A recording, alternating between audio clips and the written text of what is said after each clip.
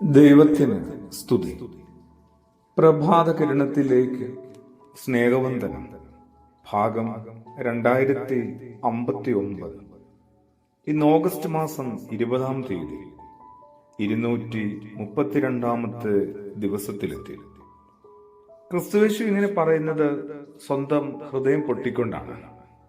ഈ ജനം വായുകൾ കൊണ്ട് എന്നെ ബഹുമാനിക്കുന്നു, എന്നാൽ അവരുടെ ഹൃദയം എന്നിൽ നിന്ന് വളരെ അകലെയാണ്.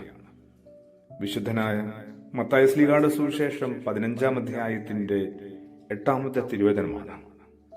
വാക്കുകൾ കൊണ്ട് മാത്രമായി മാറുന്നു.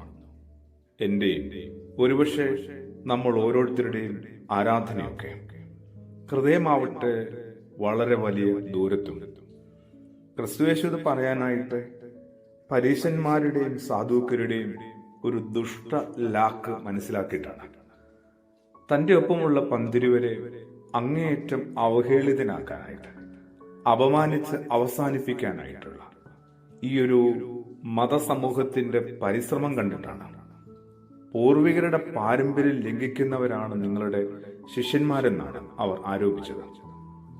അതിന്റെ കാരണം എന്താണെന്നറിയാവോ? ഭക്ഷണം കഴിക്കുന്നതിന് മുമ്പ് കൈകൾ കഴുകുന്നില്ല എന്നുള്ളതാണ്. മനുഷ്യ ജീവിതത്തെ കുറെ കൂടി ഗൗരവത്തിൽ പരിഗണിക്കാനായിട്ട് നമുക്ക് എപ്പോഴാണ് സാധിക്കുക? ദൈവത്തിന്റെ അംശം അവരിലുണ്ട് എന്ന് തിരിച്ചറിഞ്ഞാൽ നമുക്ക് ഏതൊരു മനുഷ്യനെയും വിട്ടുകളയാനായിട്ട് പറ്റില്ല. ചേർത്ത് പിടിച്ചേ മതിയാവും. ക്രിസ്തുയേശു കാട്ടിത്തന്ന വലിയൊരു മാതൃകയായിരുന്നു അത്. എന്റെ നിങ്ങളുടെയും ഒക്കെ ജീവിതത്തിൽ എന്തുമാത്രം അവസരങ്ങൾ കിട്ടുന്നുണ്ട് മനുഷ്യനെ വിട്ടുകളയാതെ ചേർത്ത് പിടിക്കാനായിട്ട്. പ്രയോജനപ്പെടുത്തുന്നുണ്ടോ? എത്രമാത്രം പ്രയോജനകരമായിരുന്നു നമ്മൾ ഓരോരുത്തരുടെയും ഓരോ ദിവസവും? ഇതറിയാനായിട്ട് ആ ദിവസത്തിന്റെ അവസാനം ചില ചോദ്യങ്ങൾ സ്വയം ചോദിച്ചാൽ പോരെ. ഇന്ന് എത്ര പേർക്കൊരു പുഞ്ചിരിയെങ്കിലും സമ്മാനിക്കാനായിട്ടായി? അസ്വസ്ഥനായി കാണപ്പെട്ട ആരോടെങ്കിലും എന്ത് പറ്റിയെന്ന് ചോദിച്ചോ? കൈനീട്ടി യാതനയോടെ നിന്ന ഒരാളുടെയെങ്കിലും കണ്ണുകളിലേക്ക് ഉറ്റുനോക്കിയോ?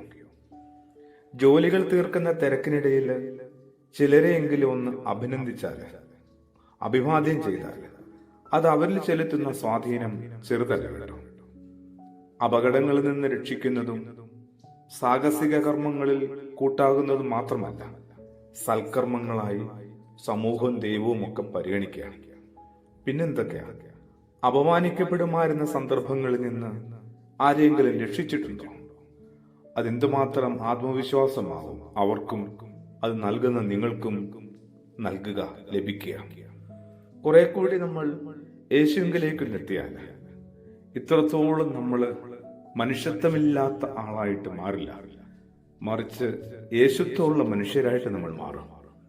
കുറെ കൂടി അവസരങ്ങൾ നമുക്ക് കിട്ടിയെങ്കിൽ എന്തെങ്കിലും ചെയ്യാമെന്നല്ല, കിട്ടിക്കൊണ്ടിരിക്കുന്ന കുഞ്ഞു കുഞ്ഞു അവസരങ്ങൾക്കകത്ത് നമ്മൾ എന്തുമാത്രം യേശുകർമ്മം ചെയ്യുന്നുണ്ടെന്നുള്ളതാണ്. പ്രാർത്ഥനയോടുകൂടി ആമേൻ.